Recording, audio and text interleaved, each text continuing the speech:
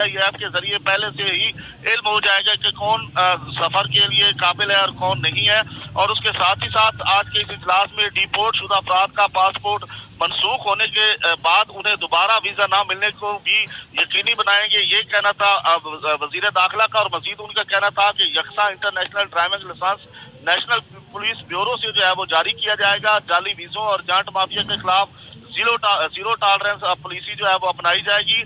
और green passport की दर्जा बंदी बेहतर बनाने के लिए दीगर ममालिक के साथ राब्ते में है। और मजीद गलत तरीकों से लोग बाहर जाकर मुल्क की साख को मुतासर कर रहे हैं। इमिग्रेशन रिफॉर्म्स का मकसद अवाम को सहूलत फराहम करना है और आलमी साख बेहतर बनाना है। और इस इजलास में वजीर समंदर पार पाकिस्तानी चौधरी सालिक हुसैन का कहना था कि प्रोटेक्टर का मुकम्मल शफाफ निज़ाम वक्त का बुनियादी तकाजा है। लेबर वीजे पर जाने वाले अफराद के पास मुस्तनद दस्तावेजात का होना जरूरी है। और वजारत ओवरसीज पाकिस्तानी प्रोटेक्टर और इमिग्रेशन सिस्टम में बेहतरी के लिए वजारत दाखिला से हर मुमकिन तावन करेगी।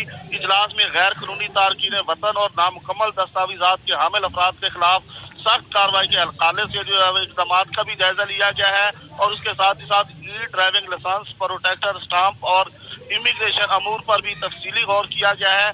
आज इस इजलास में सेक्रेटरी और स्पेशल सेक्रेटरी दाखिला, secretary overseas Pakistani, chairman NADRA, DG director FIA और डीजी पासपोर्ट, इमिग्रेशन और तमाम मुतल्लिका इदारों के नुमाइंदों ने जो है वो आज के इस अहम इजलास में जो है वो शिरकत की है। और आज के इस बड़े इजलास में जो है वो बड़े फैसले किए गए हैं। जी ज़मीर हुसैन, बहुत शुक्रिया, आपने तफसीलात से आगाह किया।